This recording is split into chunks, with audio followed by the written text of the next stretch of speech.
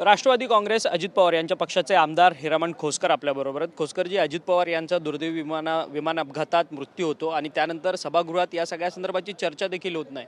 खरं तर श्रद्धांजली तुम्ही अर्पण केली दादांना सभागृहात, परंतु दादांचा विमान अपघात हा नुसता अपघातच आहे की घातपात आहे, या सगळ्या संदर्भात का चर्चा होत नाही? याला सगळी महाराष्ट्राची जनता, महाराष्ट्राच्या बाहेरची देशातली काही जनता संभ्रमात आहे की हा अपघात आहे का घातपात आहे।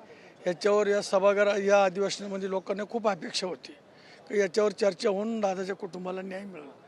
आता दिवस बरेच होत आले, एक आठवडा बाकी राहिलेला आहे। आम्ही त्या दिवशी सर्व आमदारांनी सह्या करून CM साहेबांची भेट घेतली की सभागृहामध्ये चर्चा झाली, अजूनही सभागृहात चर्चा होत नाही। जनता आम्हाला विचारते, कार्यकर्ते विचारते, रोज रोज दिवस चाललेला आहे दादाच्या बाबतीमध्ये काय झालं, काय घडलं, काय नाही। पण खरोखर अपेक्षा आहे अजून 1-2-4 दिवस, पण जर चर्चा झाली नाही, त्या कुटुंबाला न्याय नाही मिळाला तर मतदारसंघामध्ये कार्यकर्ते आम्हाला फिरून देणार नाही। तुम्ही म्हणतात कार्यकर्ते फिरून देणार नाही, मुख्यमंत्र्यांची तुम्ही भेट घेणार होता, CBI चौकशीची मागणी पवार कुटुंबियांनी केलेलीच तर आहे, परंतु आमदार तुम्ही सगळे मुख्यमंत्र्यांना भेटणार होता, कधी भेटलात? काय भेटीमध्ये काय चर्चा? भेटलो आम्ही, त्यांनी मागणी केलेली आम्ही। काय मुख्यमंत्री काय बोलले तुम्हाला? आमदारांना काय आश्वस्त केलं राष्ट्रवादी? त्यांनी सांगितलं की आम्ही सभागृहामध्ये विषय घेऊ, आम्ही 100% मांडू, आणि त्यांनी सांगितलं बघू। आता अजूनही 2 दिवस आम्हाला अपेक्षा आहे।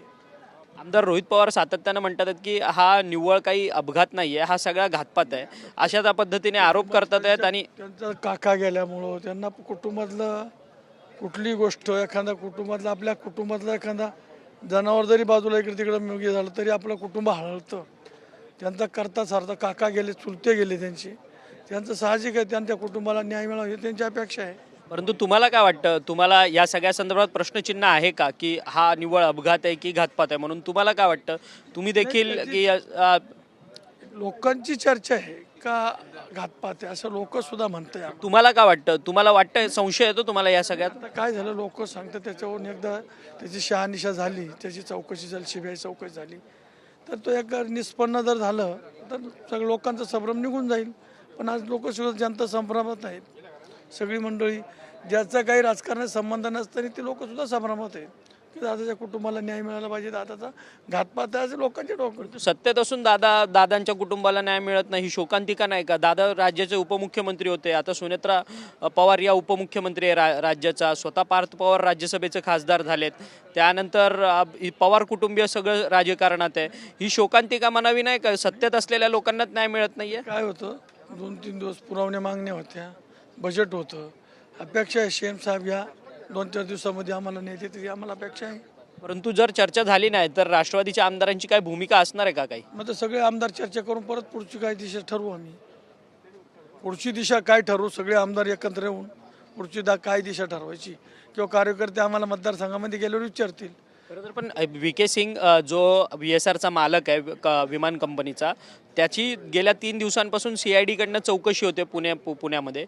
त्यांचं स्टेटमेंटमध्ये असं मत आहे की खरं तर पायलटचा यामध्ये प्राथमिक चूक आहे, सुमित कपूर जो वैमानिक होता त्याच्या चुकीमुळे हा सगळा विमान अपघात झालेला आहे। जोपर्यंत सगळी चौकशी, अंतिम चौकशी झाल्याशिवाय पुढचं आम्ही कसं सांगू शकतो त्याच्यामध्ये? परंतु घातपाताच्या दिशेने ह्या सगळ्याची चौकशी झाली पाहिजे, तुमचं मत आहे? 100% आमचं मत आहे, चौकशी झाली पाहिजे घातपाताच्या दिशेने, घातपाताच्या दिशेने। खरं तर धन्यवाद, तुम्ही आमच्याशी बातचीत केली। हिरामण खोसकर होते आमदार, त्यांचं असं म्हणणं आहे की घातपाताच्या दिशेने खरं तर अजित पवार यांच्या विमान अपघाताच्या संदर्भातली चौकशी जी आहे ती झाली पाहिजे, अशा पद्धतीचं मत जे आहे ते आमदार हिरामण खोसकर यांनी आपल्याशी बोलताना केलेलं आहे। व्हिडिओ जर्नलिस्ट सिद्धेश नाईकसह अक्षय मंकणी, TV9 मराठी, मुंबई।